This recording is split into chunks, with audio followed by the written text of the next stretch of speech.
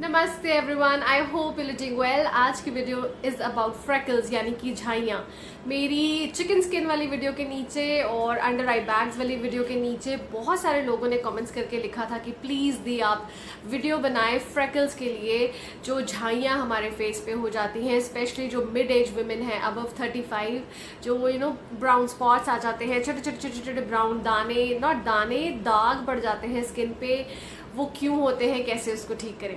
सो आज की जो वीडियो है वो एक थरोली एक थरो मेरी रिसर्च है। बहुत ज़्यादा पढ़ाई करी है मैंने, बहुत आर्टिकल्स पढ़े हैं, बुक्स पढ़ी हैं इसके बारे में, सो दैट आपको मैं डीपली एक नॉलेज दे पाऊँ जो कि आपको फ़ायदा देगी थोड़ा सा इसके बारे में जानने के लिए।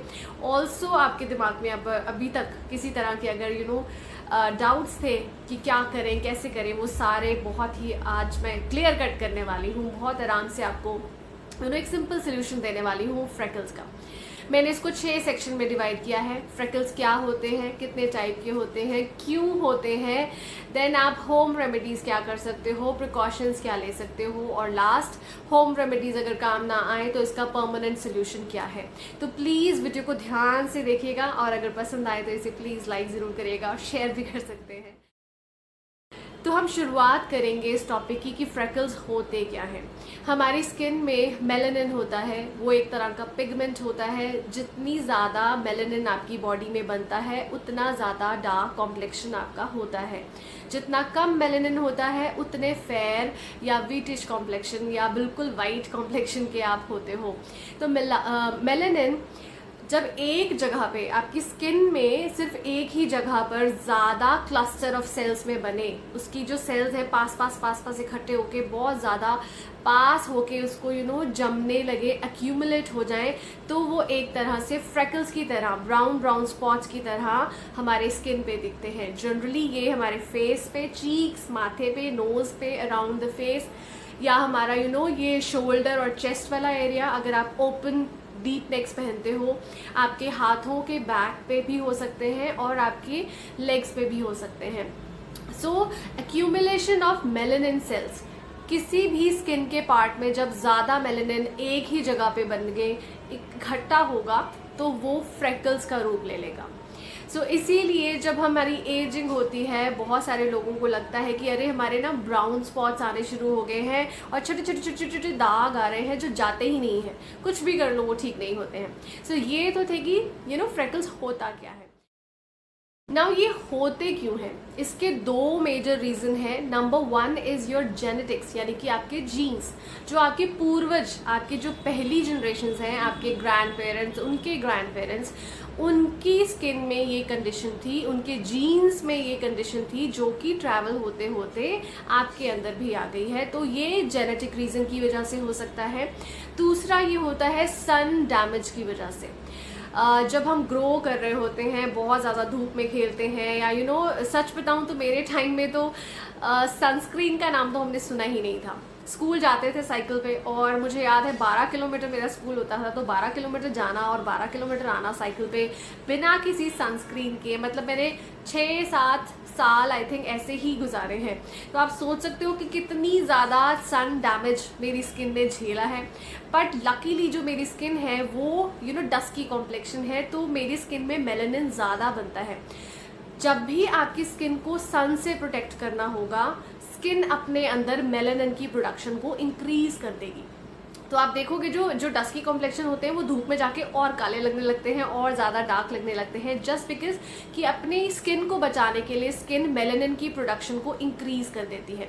तभी जो लोग फेयर होते हैं वो जब धूप में जाते हैं तो उनकी स्किन में मेलानिन की प्रोडक्शन जब बनती है तो वो लोग लाल हो जाते हैं, या ब्राउनिश टोन, एक वो बड़े खुश होते हैं ना फॉरेनर्स की, आई गॉट टैन्ड। बट एक्चुअली में जो स्किन वो टैन होती है वो इसीलिए क्योंकि उनकी स्किन ने एक्स्ट्रा मेलानिन प्रोडक्शन शुरू कर दी अपने आप को सन डैमेज से बचाने के लिए। सो सन डैमेज एक बहुत बड़ा इसका रीज़न है फ्रेकल्स का। तो अगर आपने बचपन में या स्कूल में या अभी तक अगर सनस्क्रीन नहीं लगाते थे, ट्रैवलिंग करते थे अंडर द सन, तो हो सकता है जब आप 35 की एज तक पहुंचोगे या 40s की एज तक पहुंचोगे तो वो जो सन डैमेज हुआ था ना आपकी स्किन में, वो फ्रेकल्स के रूप में आपकी स्किन में आ जाएगा, वो दिखना शुरू हो जाएगा। और second major reason is the genes. तो अगर आपको लगता है कि ये जेनेटिक है आपकी फैमिली में, अपनी मम्मी की स्किन, अपने पापा की स्किन, अपनी दादी दादा नानी नानी, उनके भी जो बुआ वगैरह आपके जितने भी है ना क्लोज रिलेशन, मासी, इन सब की स्किन को थोड़ा सा आप देखो कि अगर उनकी स्किन में फ्रेकल्स की प्रॉब्लम है, चाहे वो मेल है मेंबर चाहे फीमेल है, हो सकता है कि आफ्टर यू रीच 40 आपको भी फ्रेकल्स हो सकते हैं। ना जो फ्रेकल्स हैं वो दो तरह के होते हैं, एफिलाइड्स और सोलर लेंटिजेंस। बहुत बड़ी इसकी रिसर्च है, तो मैंने पूरा एक फ्लो चार्ट बनाया हुआ है, आई होप थोड़ा बहुत आपको दिख रहा हो। दो तरह के होंगे ये। तो मोस्ट कॉमन जो फ्रेकल्स होते हैं वो होते हैं एफिलाइड्स, जो आपको दिखते हैं ना छोटे, मोस्टली जो लाइट स्किन पीपल हैं उनको फ्रेकल्स होने की संभावना ज़्यादा होती है सन डैमेज की वजह से, या फिर उन लोगों को तो होंगे ही होंगे इनके जीन्स में ही फ्रेकल्स होना लिखा है, या मतलब पैदा होने के साथ साथ वो अपने जीन्स में लेकर आए हैं। एक पर्टिकुलर जीन जिसका नाम है जीन MRIC, ये अगर आपकी बॉडी में है तो आपको 100% चांसेस है कि फ्रेकल्स होंगे ही होंगे। नाउ ओके, अभी अब मैं स्टार्टिंग से शुरू करती हूँ। एफिलाइड्स है एक तरह का जो कि मोस्ट कॉमन फ्रेकल्स होते हैं। दूसरा होता है सोलर लेंटिजेंस, जो कि आप जब बड़े हो रहे होते हो, अडल्टहुड में आते हो, बाहर खेलते हो, ट्रैवलिंग करते हो, साइकिलिंग करते हो, सनस्क्रीन नहीं लगाते हो, उस टाइम पे वो डेवलप होता है आपकी स्किन के अंदर। वो एक फ्रेकल्स की फॉर्म में भी दिख सकता है, वो ब्राउन स्पॉट्स की फॉर्म में भी दिख सकता है, सन डैमेज, सन बर्न की फॉर्म में भी दिख सकता है। जब वो जलता है स्किन, वो पपड़ी उतर जाती है और दाग छोड़ जाता है। दोनों ही देखने में काफ़ी कॉमन लगते हैं। मेजर जो रीज़न है जिससे आप इसको डिस्टिंग्विश अलग अलग पहचान सकते हो, एफिलाइड्स बहुत छोटे छोटे होते हैं साइज में और बहुत ही या तो वेल डिफाइंड राउंड या अच्छी स्ट्रॉन्ग शेप होती है उनकी, या फिर बहुत उबड़ खाबड़ शेप होती है उनकी और छोटे होते हैं। जो दूसरे हैं सोलर लेंटिजेंस, वो बिल्कुल वेल डिफाइंड शेप होगी उनकी और बहुत बड़े साइज में, आई मीन 2 mm से भी ज़्यादा उसका साइज होता है। और आप देखोगे कि एक जगह आके बस वो बन गया और वो जाएगा ही नहीं। आप जो मर्जी कर लो, जितनी मर्जी क्रीम्स लगा लो, जितनी मर्जी रेमेडीज़ कर लो, या वो नज़र बट्टू की तरह यहाँ या यहाँ या यहाँ ऐसे बन जाता है और वो ठीक नहीं होता है। सो ये तो थे इसके डिस्टिंग्विश करने के तरीके कि आपको कौन सा है। नाउ अगर तो आप अभी तक सनस्क्रीन नहीं लगाते थे या अभी भी नहीं लगा रहे हो, तो आपको कॉमन वाले जो एफिलाइड फ्रेकल्स है ना, वो बहुत ज़्यादा चांसेस हैं कि अगर आप सन डैमेज से सनस्क्रीन नहीं लगाओगे, अल्ट्रा वायलेट रेजेस से अपने आप को नहीं बचाओगे, तो आपको वो हो जाएंगे। जो दूसरे हैं सोलर लेंटिजेंस, वो आपको होते हैं when you reach the age of 35 and 40। आपके जीन्स में होते हैं सबसे ज़्यादा तो ये। और अगर आपने इनिशियल जब आप बड़े हो रहे थे, आपने सनस्क्रीन वगैरह नहीं लगाया है और आपके जीन्स में भी है और आप फेयर स्किन भी हो, तो ये आपको होंगे बड़े बड़े स्पॉट्स, एक आधा या हो सकते हैं ज़्यादा भी हो, कहीं ना कहीं आपकी बॉडी में ये बन जाते हैं। जीन मैंने आपको बता दिया MCIR, ये रिस्पॉन्सिबल होता है फॉर सोलर लेंटिजेंस वाले फ्रेकल्स के लिए। जो सोलर लेंटिजेंस है ना, वो 2 तरह का मेलानिन प्रोड्यूस करता है आपकी बॉडी में। अगर आपको उस टाइप का फ्रेकल है तो एक तो होता है फियोमेलानिन, जो कि मोर प्रोन टू, जो जिनकी स्किन होती है ना सन डैमेज, जैसे कि मेरी, मुझे पता है कि मैं जब धूप पे जाती हूँ मेरा रंग और ज़्यादा डार्क हो जाता है। सो मेरे को फियोमेलानिन मेरी बॉडी में ज़्यादा बनता है। देन दूसरा जो है वो है यूनिलेमिनिन, मैं लिख दूंगी स्क्रीन पे। They also have the capacity to मतलब टैन डार्क हो जाए। उनके अंदर भी कैपेसिटी है कि अगर ज़्यादा धूप में आप रहोगे, सनस्क्रीन नहीं लगाओगे, या फिर जीन में ही आपके है वो फ्रेकल्स बनने की पावर, तो वो आपके हो सकता है लेटर ऑन जब आप एज करो, अबाउट 40 आप पहुंचो, तो आपके स्किन पे कहीं ना कहीं वो बड़े या फिर छोटे फॉर्म में बन जाएंगे। पिक्चर्स मैं शेयर कर दूंगी दोनों की, कौन सा कैसा दिखता है। नाउ अब क्या है कि अगर तो जीन्स में आप लेके पैदा हुए हो तो इसका कुछ हम कर नहीं सकते हैं, क्योंकि आप by the grace of God मैं कहूँगी आपके अंदर ही वो है। तो आप सबसे ज़्यादा क्या कर सकते हो कि इफ़ यू आर ग्रोइंग, अगर आप टीन्स में हो, 20s में हो, 30s में हो, 40s में पहुंचने वाले हो, सनस्क्रीन लगाना शुरू कर दें। SPF 30+ ही लगाना शुरू करें। आप बढ़ाकर, अगर ज़्यादा सन एक्सपोजर में रहते हो तो 50+ भी लगा सकते हो। करें नाउ कुछ होम रेमेडीज़ हैं जो हम कर सकते हैं, काफ़ी इफ़ेक्टिव है। मैंने बहुत रिसर्च करी है इनके बारे में। बहुत नेचुरल रेमेडीज़ हैं, छोटे छोटे इंग्रेडिएंट्स, थोड़े थोड़े इंग्रेडिएंट्स चाहिए। आप इसको जब डेली अप्लाई करोगे, अब क्या है कि ये ना आपकी स्किन की इंटरनल कंडीशन है, ऐसा नहीं है कि ऊपर से आके कुछ, बहुत ज़्यादा शोर आ रहा है, आई एम सो सॉरी, ऊपर से आके कुछ लग गया, चोट लग गई या ऐसे कुछ, ये अंदर से आ रहा है आपकी स्किन के, तो इसको हील होने में टाइम लगेगा। मुझे प्लीज़ कमेंट करके ये मत लिखिएगा जैसे आपने पहली वीडियोस में भी देखा था कि 3-4 बार तो हमने लगाया, आपकी रेमेडी को बट कोई फ़र्क ही नहीं हुआ। These remedies will take time to work upon your freckles, ठीक है। तो आज अगर आप लगाना शुरू करें, डेली आप इसको लगाओ। जैसे जैसे मैं रेमेडीज आपसे शेयर करूंगी, 3 से 4 मेरे पास होम रेमेडीज हैं जो बहुत इफेक्टिव हैं। जैसे मैं बता रही हूँ बिल्कुल वैसे करना, और आप लेके चलो कि 3 से 4 महीने। मेरी वीडियोस ना बहुत ज़्यादा फेमस हैं मेरी ऑनेस्टी के लिए। मैं आपको पागल बनाने के लिए नहीं बैठी हूँ कि मैं बोलूँ कि अरे भाई मेरी रेमेडीज़ करो, 1 हफ्ते में ऐसे गायब हो जाएंगे और चिकनी स्किन और इतनी ग्लोइंग स्किन और फेड हो जाएंगे सारे के सारे। बहुत टाइम लगेगा, पर्सन टू पर्सन डिपेंड करता है, स्किन टू स्किन डिपेंड करता है, आप कितनी कंसिस्टेंसी डेडिकेशन के साथ ये प्रोसेस करोगे उस पर डिपेंड करता है। 3 से 4 महीने मिनिमम आप लेके चलो। बट मेरा एक चीज़ मानना है कि अगर हम दिल से रेगुलरली कुछ भी करें, हमारी स्किन हम अच्छी कर सकते हैं। ऐसे रेमेडीज़ भी मैंने अपने अपनी डायरी में लिखी हुई है। तो सबसे इफ़ेक्टिव जो है वो है शहद और एप्पल साइडर विनेगर। शहद और एप्पल साइडर विनेगर को इक्वल क्वांटिटीज़ में आप मिक्स कर लें और उसके ऊपर कॉटन डिप करें, और जहाँ जहाँ आपको फ्रेकल्स है, ऑन द फेस, नोज, या चेस्ट, या फिर बैक ऑफ द हैंड्स, उस पर आपको लगाना है। इसे अच्छे से मोटी थिक लेयर लगा लें हनी और एप्पल साइडर विनेगर की। हो सकता है 2-3 मिनट बाद ये सूख जाए, दोबारा से उसको उसी गीली कॉटन से गीला कर लें। उसके बाद इसे 15 से 20 मिनट लगे रहने दें, और उसके बाद लूक वार्म वाटर यानी कि कोसे पानी से आप उस जगह को पानी से जस्ट धो लें। डेली करें।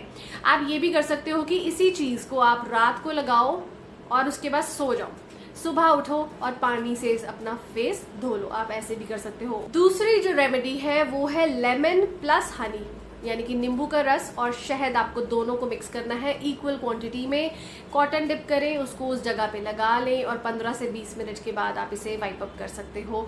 चाहे तो इसे ओवरनाइट भी उस जगह पे लगा के रख सकते हो। तीसरी जो रेमेडी है उसमें आपको यूज़ करनी है हल्दी, चाहे वो वाइट हल्दी है आपके पास, चाहे वाइल्ड हल्दी है जिसे हम कस्तूरी हल्दी कहते हैं, चाहे नॉर्मल जो घर में हम कुकिंग में यूज़ करते हैं वो वाली हल्दी है, कोई भी हल्दी आप ले सकते हो।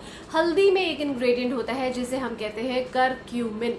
करक्यूमिन इतना पावरफुल इंग्रेडिएंट है कि किसी भी तरह की स्किन प्रॉब्लम अगर आपके अंदर है उसको वो ठीक करने की पावर रखता है। तो मेरा पर्सनली बहुत ज़्यादा बिलीफ है हल्दी के जो करक्यूमिन इंग्रेडिएंट है इसके अंदर। करक्यूमिन क्या करता है, एक तरह का प्रोसेस करता है आपकी स्किन में जिसे हम कहते हैं मेलानोजेनेसिस, यानी कि मेलानिन की जो प्रोडक्शन या जो डिपोजिशन है या एक्यूमुलेशन है, जो इकट्ठा बना है, इकट्ठा हो गया है मेलानिन आपकी स्किन में, उसको वो धीरे धीरे काटता है, फेड आउट करता है, उसको तोड़ता है। This process is called as melanogenesis, जो कि करक्यूमिन जो कि हल्दी में होता है वो करेगा। तो आपको करना क्या है, आधा चम्मच आप लो हल्दी, उसमें 1 चम्मच आप डालो दूध, कच्चा दूध या बॉइल्ड दूध कैसा भी चलेगा, गाय का भैंस का चलेगा। उसके अंदर आपको आधा चम्मच डालना है नींबू का रस, इसका एक पेस्ट बना लेना है, और इस पेस्ट को आपको उस जगह पे लगा के रखना है as a pack. Thick layer लगा लें, जहाँ जहाँ आपको प्रॉब्लम है उस पे उसको लगा लो। 15 से 20 मिनट आप उसको रखो और उसके बाद नॉर्मल पानी से आप धो लो। नाउ अब जो लोग कहते हैं कि हल्दी से तो कलर छूट जाएगा हमारी स्किन पे, तो मैं कहूँगी कि आप वाइल्ड टर्मरिक या फिर वाइट टर्मरिक अगर आप लेना चाहें तो वो वाली भी यूज़ कर ले। कर्क्यूमिन सब में होता है, आपको तीनों की तीनों तरह की हल्दी हेल्प करेगी। तो मैं आपको अपनी तरफ से रेकमेंड करूंगी, एक तो एप्पल साइडर विनेगर वाला और ये हल्दी वाला आप ज़रूर ट्राई करके देखिएगा, डेली करके देखिए। आप सुबह एक कर सकते हो और दूसरा शाम को भी कर सकते हो, इनके कोई नुकसान नहीं है, ये 100% नेचुरल और ऑर्गेनिक है, आपकी स्किन को बिल्कुल नुकसान नहीं देंगे। ना अगर रेमेडीज़ हो, इतने ज़्यादा स्ट्रॉन्ग फ्रैक्टल्स हैं, बहुत ज़्यादा प्रॉब्लम महीनों से हैं, सालों से हैं, नहीं ठीक हो रहे हैं, तो उसके और इलाज भी हैं विच आर रियली एक्सपेंसिव और उसमें गारंटी भी नहीं होती है। बट हाँ, डर्माटोलॉजिस्ट जो डॉक्टर्स हैं वो कहते हैं कि आप उनकी इन प्रोसेस के थ्रू आप अपनी ये सारी चीज़ें ठीक कर सकते हो।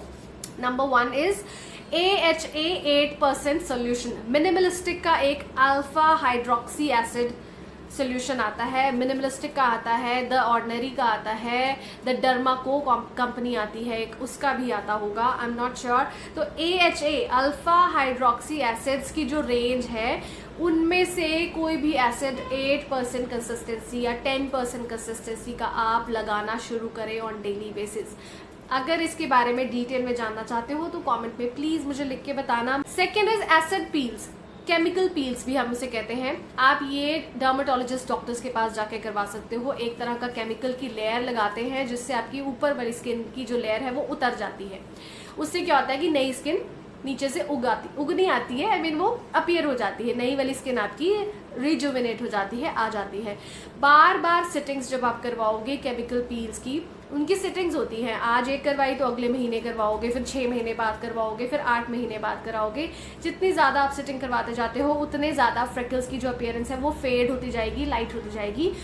और एक बात बता दूं कि जब हम एसिड या केमिकल पील कराते हैं तो स्किन की ऊपरी परत उतरती है ना, वो आपका जीना हराम कर देती है। इतना ज़्यादा गंदी, वो ऐसे पपड़ियों की तरह उतरेगी और महीना लगता है उस स्किन को एक बार के एसिड पील को हील होने में। And another one is laser therapy. Laser के थ्रू आपके मेलानिन को तोड़ा जाता है, फेड किया जाता है, वो भी आप करा सकते हो। अगेन ये भी सिटिंग्स लेती है, एक्सपेंसिव है। Last is retinoid creams. Now मेरे चैनल पे मैंने आपसे शेयर किया था रेटिनॉल ए, ट्रिटिनॉइन ए भी हम इसे कहते हैं। रेटिनॉइड क्रीम्स जो होती है ना, ओवर द काउंटर आपको मिल जाती है, केमिस्ट पे मिल जाती हैं, ऑनलाइन आपको मेडिकल वेबसाइट्स पे भी मिल जाएंगी। मैंने ये अपने चैनल पे एक बार शेयर की थी। रेटिनॉल ए यानी कि ट्रिटिनॉइन भी कहते हैं हम उसे। डर्माटोलॉजिस्ट उसको बहुत ज़्यादा सजेस्ट करते हैं अगर आपको मिलाज्मा की प्रॉब्लम है, अगर आपको स्किन एजिंग की प्रॉब्लम है, ब्राउन स्पॉट्स की प्रॉब्लम है, फाइन लाइंस की प्रॉब्लम है, एक तरह से मैच्योर एजिंग अगर आपकी हो रही है, आप अबव 30 हो, तो डॉक्टर सजेस्ट करते हैं, डर्माटोलॉजिस्ट सजेस्ट करते हैं कि आप ट्रेटिनॉइन ए यानी कि रेटिनॉल बेस्ड क्रीम्स यूज़ करना शुरू करें।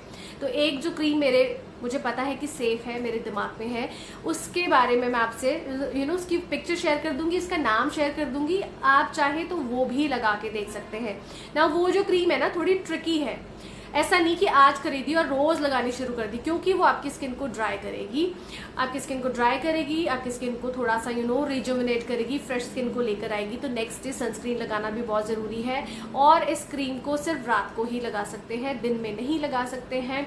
पहले हफ्ते में सिर्फ 3 बार लगाएंगे। मटर का आधा दाना, मटर का दाना नहीं, आधा दाना, उतनी क्वांटिटी लेंगे और जहाँ जहाँ वो प्रॉब्लम है सिर्फ उसी जगह पे उसको हल्का सा मसाज करके छोड़ देंगे, रात को लगा के रखेंगे पूरी रात, सुबह पानी से धो लेंगे। हफ्ते में 3 बार से शुरू करें। उसके बाद जैसे जैसे पहले महीने में हफ्ते में सिर्फ 3 बार ही करें, सेकेंड मंथ में हफ्ते में 4 बार 5 बार ऐसे आप कर सकते हो। जैसे जैसे स्किन को आदत होगी उसके बाद आप इसे डेली यूज़ कर पाओगे। पहला 1 महीना हो सकता है आपको लगे मेरी स्किन बहुत ज़्यादा ख़राब हो रही है, भाई ये तो सूट ही नहीं कर रहा, ये तो कुछ और ही हो रहा है, मुझे तो ये लगाना ही नहीं है, मैं कहीं मिल नहीं पा रही हूँ, कहीं जा नहीं पा रही हूँ, किसी को अपनी शक्ल नहीं दिखा पा रही हूँ, ऐसी फीलिंग आए, ऐसा भी हो सकता है।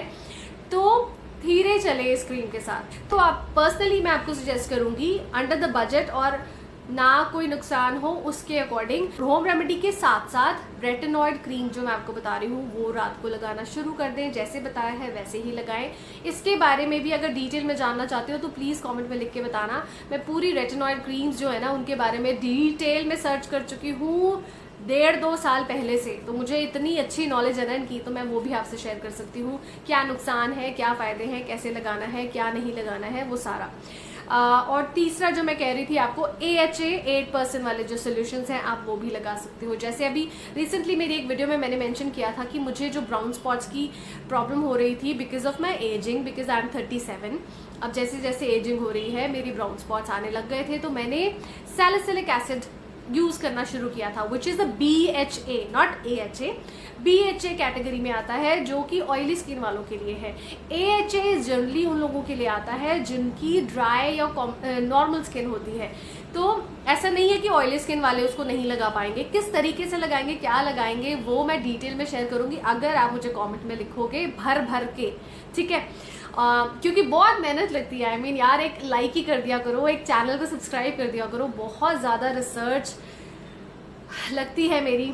मैं ऐसे नहीं हूँ कि फिल्टर लगाऊं और बोल दूँ कि अरे रातों रात स्किन गोरी कर लो, रातों रात फ्रैकल्स गायब कर लो, देखो मेरी स्किन कितनी अच्छी है। मैं रियल जब भी कोई रेमेडी दिखाती हूँ अपने चैनल पे लास्ट 1 साल से, मैंने अपनी real without filter, without makeup, without any editing अपनी रियल स्किन दिखाई है। फ्रेकल्स हैं या ब्राउन स्पॉट्स हैं या पिंपल्स हैं या लाइंस हैं या कुछ भी हैं, वो सब आपको देखने को मिलता है।